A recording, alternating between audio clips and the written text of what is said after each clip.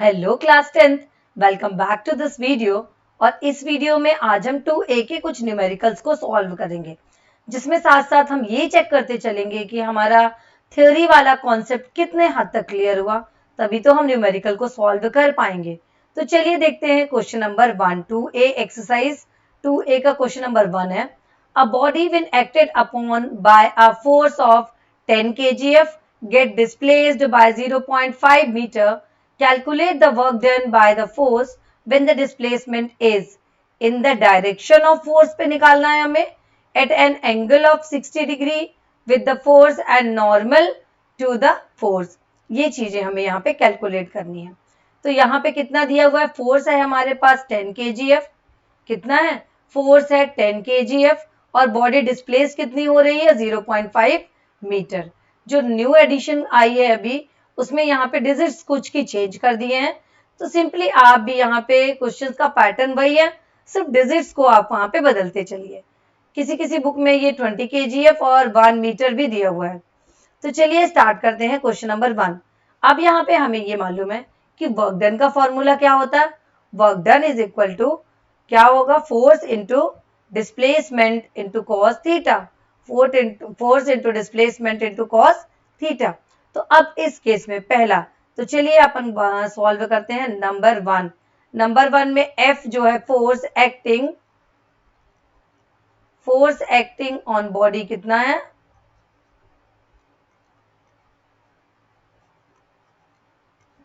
ये है अपना 10 kgf। ये है हमारे पास 10 kgf। इसे हम अगर न्यूटन में बदलते हैं तो 10 into 10 is equal to 100 newton. ये हो गया 10 इंटू 10 क्या हो गया, 100 न्यूटन हो गया। अब इस क्वेश्चन में हमें डिस्प्लेसमेंट कितना मिल रहा है,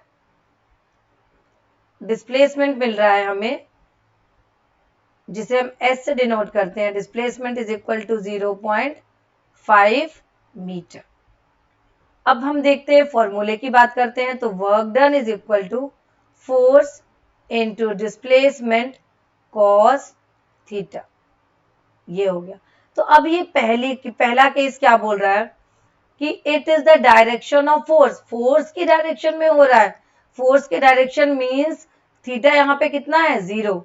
तो यहाँ पे हमको मिलेगा cos theta is equal to 0। तो अब यहाँ पे कॉस 0 की वैल्यू क्या होती है, कॉस 0 की वैल्यू होती है 1। तो हमें रखनी है यहाँ पे इन सब की वैल्यू।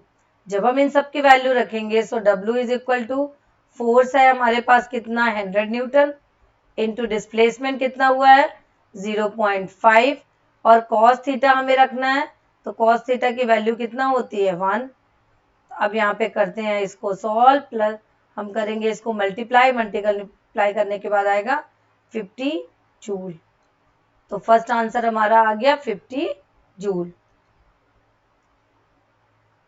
अब इसमें आगे सेकेंड नंबर क्या पूछ रहा है, सेकेंड नंबर ये पूछ रहा है at angle of 60 degree with the force and. अब हमें 60 डिग्री के एंगल पे कैलकुलेट करना है। तो सिंपली 60 डिग्री एंगल पे W is equal to force into S cos theta. तो कॉस थीटा हमें कितना रखना है, 60 डिग्री रखना है। So W is equal to force है हमारे पास 100, डिस्प्लेसमेंट है हमारे पास 0.5, और cos थीटा कितना है हमारे पास 60 डिग्री। सो cos 60 की वैल्यू क्या होती है, cos 60 इज इक्वल टू होता है 1/2। रखते हैं इनकी value. So W is equal to 100 into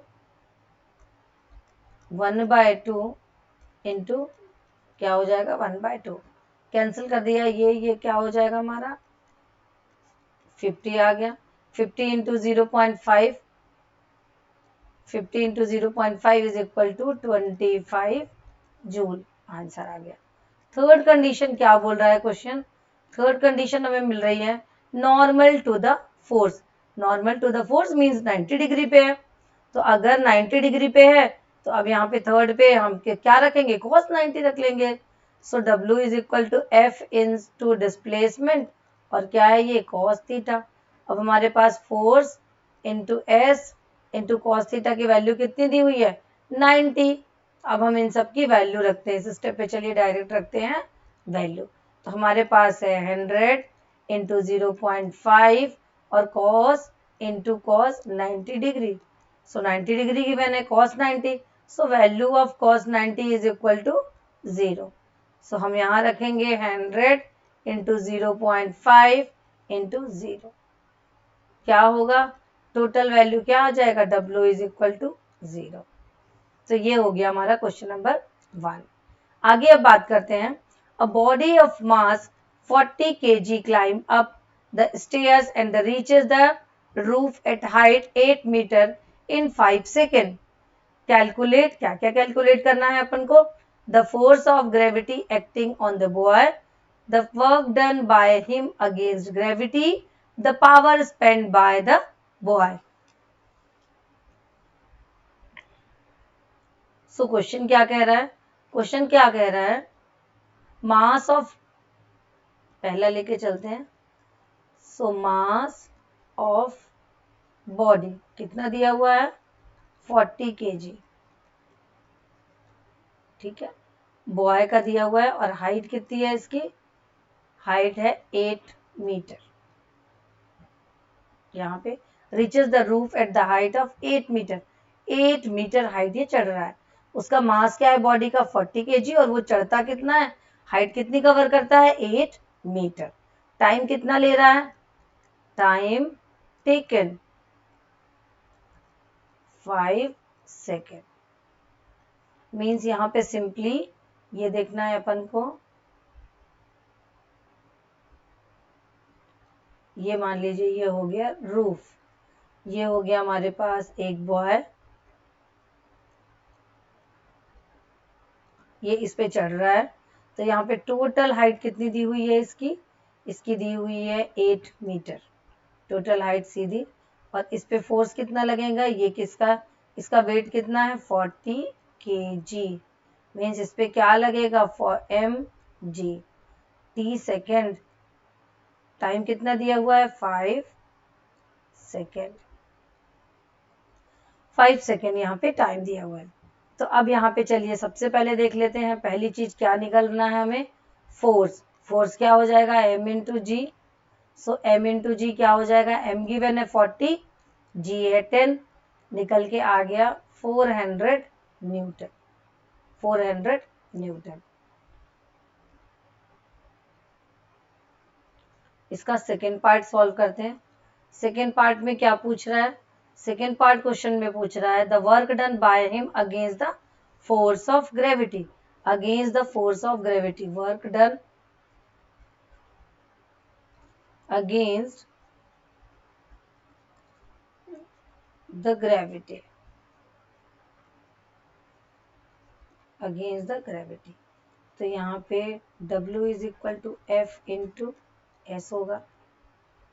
so W is equal to 400 into 8 रखेंगे वैल्यू, क्योंकि 400 हमारा फोर्स आ चुका है.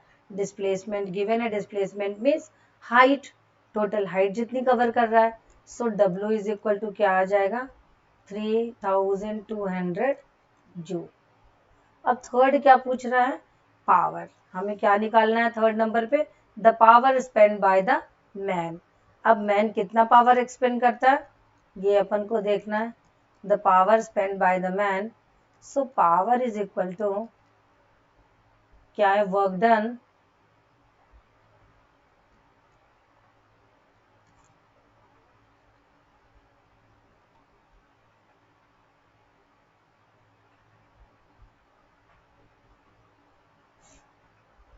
Upon time. तो अब यहाँ पे टाइम कितना हुआ है? टाइम हुआ है 3200. टाइम टेकन कितना है? 5 सेकेंड. ये हो गया जूल और ये सेकेंड. अब यहाँ पे क्या आया? इसको हम कट करेंगे. सो 5 6 या 30. 32 आया. 4 0. क्या आ गया आंसर? 640 जूल पर सेकेंड वॉट होगा. इसे हम क्या करेंगे? What. 640 what. So question number 2 complete हुआ. अब अपन देखते हैं question number third. A man spend 6.4 kilo joule energy is displacing a body by the 64 meter in the direction in which the applied force in 2.5 seconds.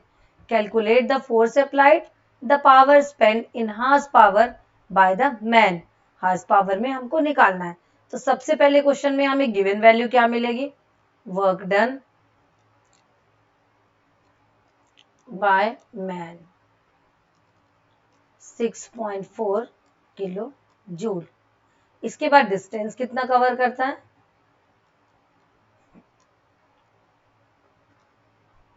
Distance moved S से denote करेंगे इसे. ये कितना दिया हुआ है? 64 मीटर. 64 मीटर. सो नंबर 1 देखते हैं. Number 1 W is equal to F into S.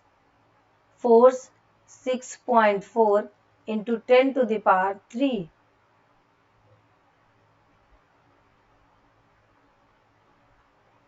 Kilo joule को हमने किस में बदल दिया? जूल में बदल लिया. 6.4 into 10 to the power 3 is equal to F into S. कितना दिया हुआ हमारे पास? 64 है. हमने ये वैल्यूज रख ली. किलो जूल को हमने जूल में चेंज किया. 6.4 इंटू 10 टू द पावर 3 कर लिया. इसके बाद अब हमें निकालना क्या है? फोर्स निकालना है. फोर्स को कर लिया बाहर. अब हमें क्या देखना है? 6.4 into 10 to the power 3 upon 64. Solve किया. सॉल्व करने पे आ गया हमारे पास 10 न्यूटन.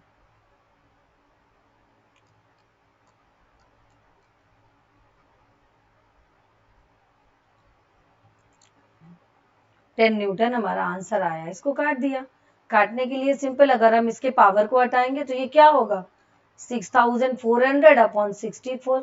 हम इसे कट करेंगे तो ये 100 आ गया हमारा 100 न्यूटन.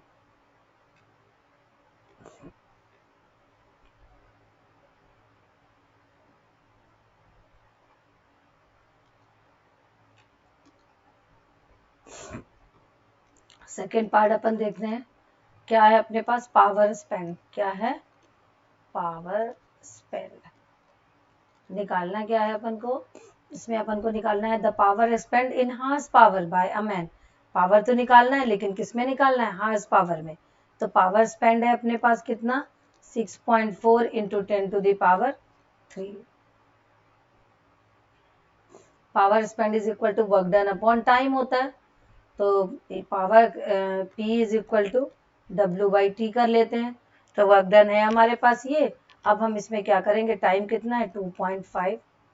2.5 कट किया. इसको कट करने पे ये हमें मिल रहा है 2560. क्योंकि इसे जब हम क्या करेंगे? 6400 अपॉन 2.5 सेकेंड कट करने पे हमें मिलेगा 2560 what.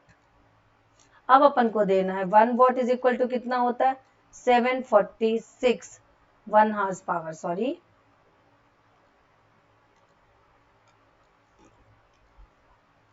1 horse power is equal to 746 watt होता है. तो अब यहाँ पे 1 वॉट इज इक्वल टू क्या लिख सकते हैं? 1 अपॉन 746 हार्स पावर. चलिए रखते हैं वैल्यू इधर. अब हम लिखेंगे 1 वॉट. तो अब 1 वॉट की जगह पे कितने वॉट का निकालना है हमें?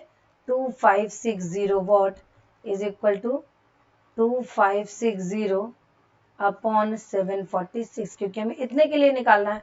अपॉन 646 कट किया. इसे काटने पे आएगा 3.43 हार्स पावर. ये हो गया हमारा answer.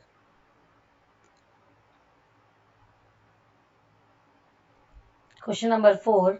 A weightlifter lifted a load of 200 kg at a height of 2.5 meter in 5 seconds. Calculate the work done and the power developed by him. Take a 10 Newton अपन को यहाँ पे लेना है. तो चलिए सॉल्व करते हैं. ये 10 न्यूटन पर केजी है. अब अपन चलते हैं इसको सॉल्व करने. सॉल्व करने के लिए सबसे पहले चलिए लिखते हैं गिवन वैल्यू. अब अपने पास है क्वेश्चन नंबर 4 आंसर. हमें पता है F इज इक्वल टू क्या होता है? M इंटू जी. हमारे पास क्या है? मास है 200 और कितना है? G हमारे पास 10. कितना आ जाएगा 2000 न्यूटन, चेंज कर लिया न्यूटन में। इसके बाद क्या दिया हुआ है, डिस्टेंस या डिस्प्लेसमेंट कितना, s is equal to 2.5 metre.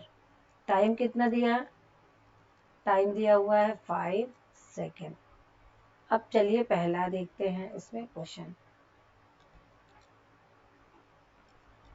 So number 1, work done,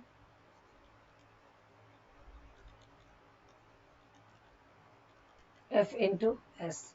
अब यहाँ पे हमें मालूम है W इज इक्वल टू क्या है, 2000 इंटू एस कितना दिया है 2.5। 2.5 सॉल्व किया, सो W आ गया हमारे पास 5000 जूल। अब बात करते हैं सेकेंड पावर की। सो पावर इज इक्वल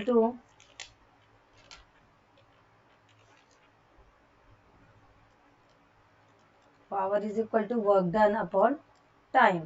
तो रखते हैं इनकी वैल्यू। वर्क डन है हमारे पास 5000 और ये कितना है अपने पास 5 सेकेंड, ये जूल है ये सेकेंड है।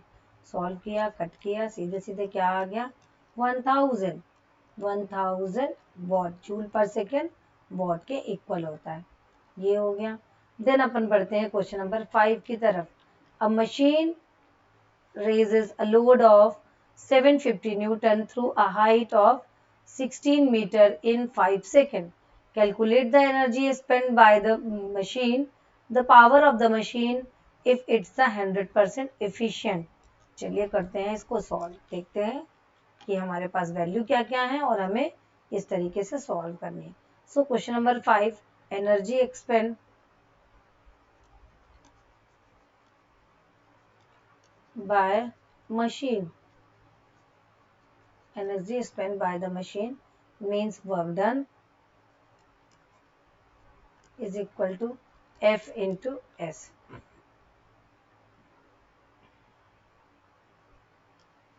F into S.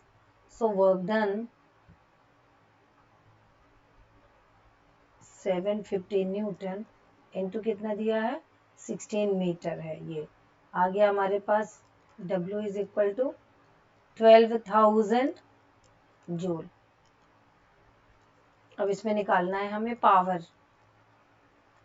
Power is equal to W by T. So W by T रखिए इनकी वैल्यू। 12,000 अपॉन टाइम कितना दिया है 5 सेकेंड। सॉल्व किया, आंसर आ गया अपने पास 2400 वॉट, ये हो गया हमारा आंसर। तो यहाँ पे हमने 5 क्वेश्चंस को सॉल्व किया। नेक्स्ट क्वेश्चन को नेक्स्ट वीडियो में लेकर के चलते हैं।